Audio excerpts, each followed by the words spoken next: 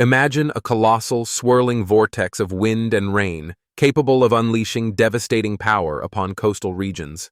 This is a hurricane, a phenomenon that has fascinated and terrified humans for centuries. To help us understand the severity of hurricanes, meteorologists use the hurricane wind scale. This scale categorizes hurricanes based on sustained wind speeds. And Category 1, 74 to 95 mph.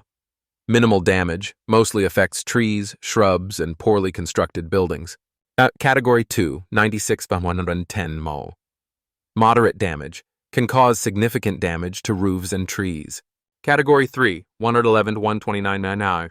Extensive damage, can cause structural damage to small buildings and severe coastal flooding. Category 4, 130 to 156 mph.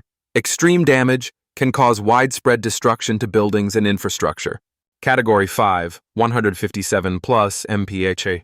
Catastrophic damage, can cause complete destruction of buildings and devastate entire communities.